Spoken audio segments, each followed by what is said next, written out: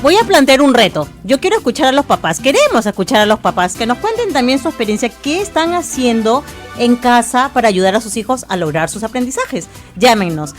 Acá me dice Carol Alba que para los 2 primeros papás que llamen tenemos un premio especial. Una cena contigo, Carol. Una cena con Carol Alba. No, mentira. ¿Qué? No, por ahí tenemos un regalito guardadito. 2 regalitos guardaditos. Queremos escucharlos a ustedes también, papás. Ustedes también cumplen una importante labor y seguramente están haciendo cosas. Anímense, llámenos y cuéntenos. A ver, entonces, estamos con Jacqueline Maguiña, especialista de educación inicial del Ministerio de Educación. A ver, nos han dado varias sugerencias, ¿no? Varias mamás, bueno, las mamás que nos han llamado nos han dado varias sugerencias. Además de lo que han dicho, ¿qué otras cosas más podemos aportar nosotros desde casa? Algo que nos compartía y que es muy cierto, me parece que fue Gisela, cuando nos decía que ella conversaba con su niña a la hora que la recogía del colegio y le preguntaba cómo estaba, cómo le había ido.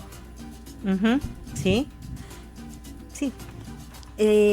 Mira, es bueno, ¿no? Porque no solamente le preguntaba qué cosa hacía, sino también le decía cómo se había sentido, qué cosa había hecho, y es lo que habíamos estado comentando desde el principio. Antes de salir al aire, no qué hiciste, sino cómo te has sentido. ¿Cómo te has sentido con lo que has hecho? Entonces, como que eso, de alguna manera, al niño le hace pensar que no es solamente lo que ha hecho, sino cómo se ha sentido. ¿Cuánto le importa a su mamá saber cómo se ha sentido? Por otro lado, es bien cierto, ¿no? A veces a las reuniones generalmente asisten las mamás y se piensa que la educación es una tarea solo de la mamá. Uh-huh. Y son pocos los varones que asumen esto. Felicitaciones en todo caso para quienes lo hacen solos o con la pareja, en este caso con la mamá. En el caso, por ejemplo, de Sabina, que nos decía, ¿no? ¿Cómo hacer? Porque yo no le tengo paciencia a mi niño. Así es. Y quiero que aprenda, pero no sé cómo hacerlo. Entonces, mira, para empezar, lo que tú tendrías que hacer es establecer rutinas con tu hijo. Darle ciertas normas, pero estas tienen que ser claras y se tienen que dar de tal manera que ayuden. Por ejemplo, Jacqueline. Por ejemplo, los horarios para hacer las tareas, para ver televisión, para salir al parque, para comer. Si nosotros no establecemos rutinas de horarios, entonces es bien difícil que a veces tengamos la paciencia de que ellos las hagan a veces ya cerca de la noche. Ya los chicos están cansados, entonces es difícil. Todos estamos cansados. Es difícil que ellos quieran hacer tareas de 7 a 8 de la noche, ¿no? Entonces, ese es un punto. Otro es reflexionar con los niños sobre las consecuencias de sus actos, o sea, qué cosas son las que ellos hacen y cómo podríamos hacer para mejorarlas, pero en familia. O sea, no es decirle, tú tienes que hacer, tú tienes que cumplir, tú tienes que sentarte, tú tienes que leer, sino hagámoslo. O sea, en la medida que nosotros nos involucramos en sus actividades y las compartimos, las hacemos del hogar, de la familia. Entonces como que la reflexión y la comunicación es más fluida con ellos. Y sobre todo cuando son pequeños, como tú decías, se van acostumbrando y haciendo un hábito y esto ya permanece para su niñez o adolescencia. Así es más fácil, ¿verdad? Así es. O sea, si tú te ganas la confianza de tu hijo desde pequeñito, en este caso desde los 5 o 6 años, desde inicial, ten la plena seguridad que cuando sea adulto va a acudir a ti para contarte algo. Bien, estamos esperando sus llamadas telefónicas, papás, a las líneas telefónicas 222-0575, 222-0580, 222-0711. Para ustedes que están en el interior del país, la línea es la 0800-2482. Que nos cuenten, queremos que nos cuenten qué están haciendo para ayudar a sus hijos a lograr sus aprendizajes, qué hacen en casa, cómo apoyan. Leo aquí rapidito los que nos vienen comentando a través de las redes sociales. Gracias a Amalia, nos escribes a través del Twitter. Ella nos pregunta, Jacqueline, ¿cuánto tiempo un niño de 5 años puede estudiar en casa? Es un pequeñito que está en jardín. Estudiar precisamente, como les digo, en inicial no cabe, porque es muy pequeñito. O sea, darle un horario de 1 hora, 2 horas, tenerlo sentado, estudiando, entre comillas, un contenido, una determinada no sé, pues, situación que se lo pudieran haber planteado, Tiene 5 años, ¿no? Es más jugar. Es más jugar, es más participar con la mamá en las actividades, a no ser que, bueno, pues no, a lo mejor en el colegio estén presionando mucho con otros temas que no corresponden a su edad en realidad. Porque 5 años es más juego, es más libre, es más expresión, es más comentar con ellos cosas. Bien, nos venías dando algunas sugerencias para ayudar desde casa. ¿Qué hacemos, por ejemplo, con chicos más grandes? No hemos hablado más sobre los pequeños. ¿Qué hacemos con chicos un poquito más grandes, los adolescentes? Para mí la base, vuelvo a reiterar, es el tema de la comunicación, conversar con ellos, hacerles sentir que estamos con ellos, que los escuchamos, que nos interesa lo que les pasa, conocer a sus amistades, invitarlos a casa, compartir con ellos sus actividades y sobre todo salir a los lugares a los que a ellos les interesa salir, porque a veces llega el fin de semana y decimos vamos a salir, pero tendemos a ir a los centros comerciales y a lo mejor no es su interés de un adolescente ir al centro comercial, sino por el contrario deberíamos de preguntarles a dónde quisiéramos ir o a dónde quisieran ir ustedes y ir como que transando, conciliando con ellos los lugares a los que les gustaría salir. Bien. Ahora sí, tenemos llamadas telefónicas, por fin, tenemos a un papá.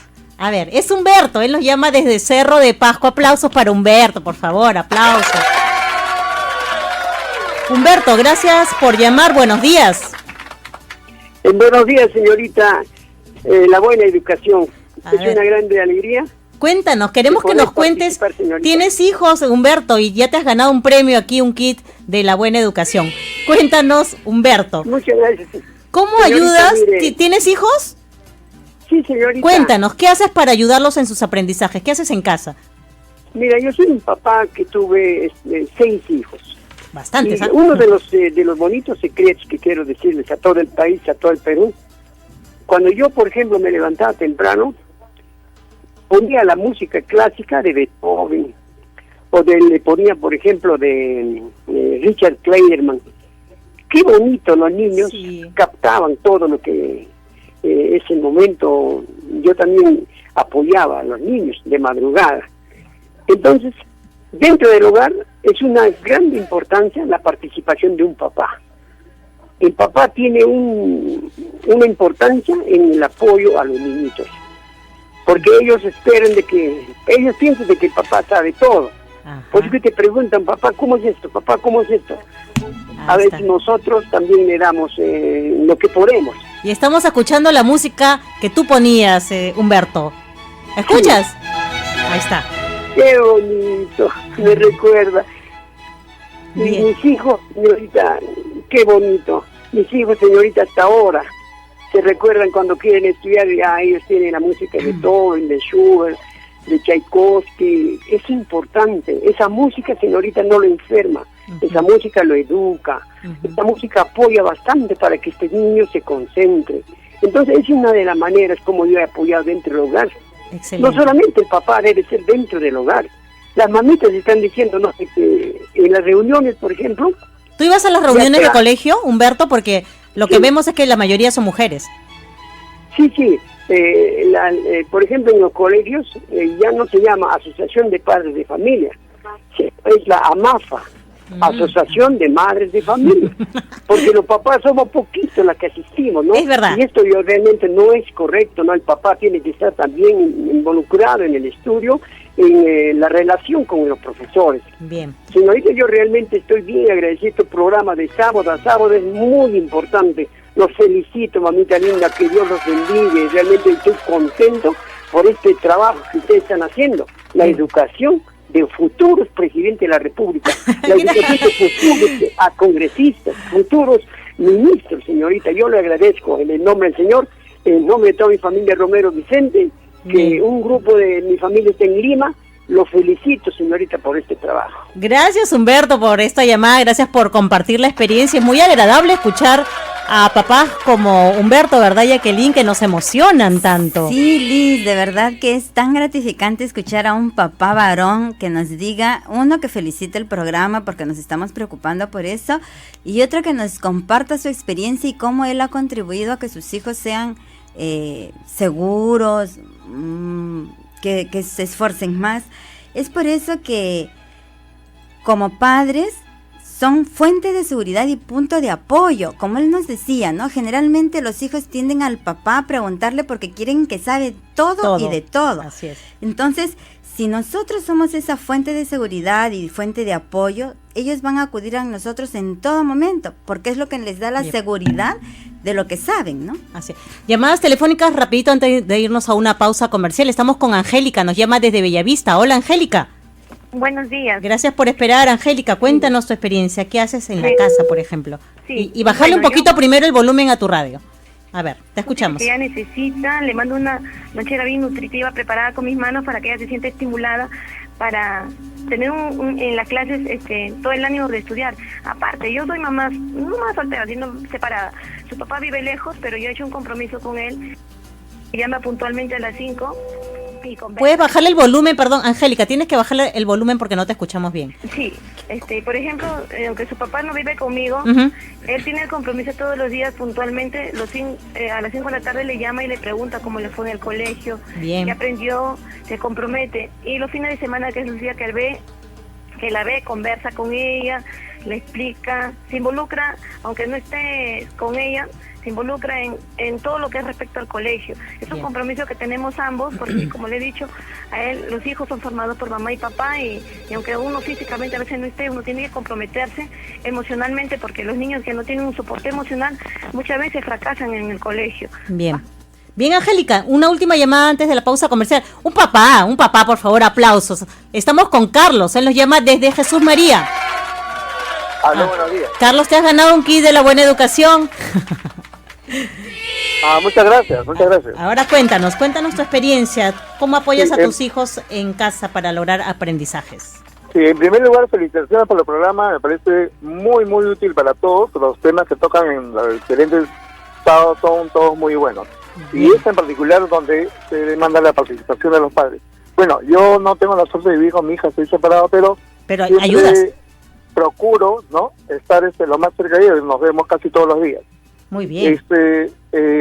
Bueno, yo creo que hay muchos factores por los cuales los papás no intervienen. Número uno es la mala formación. Se cree que la educación es responsabilidad de la mamá y no del papá, ¿no?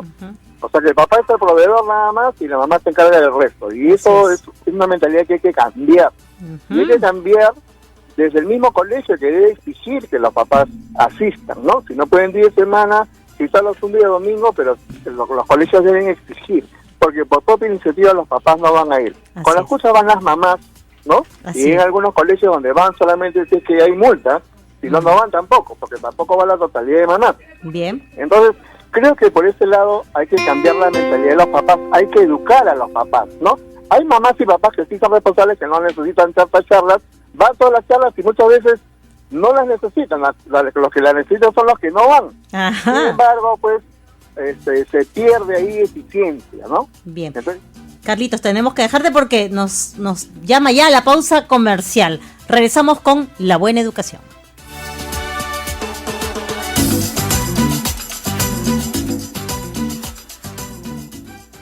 Felicita a tu hijo cuando veas que se ha esforzado en aprender mejor o cuando estudie por iniciativa propia.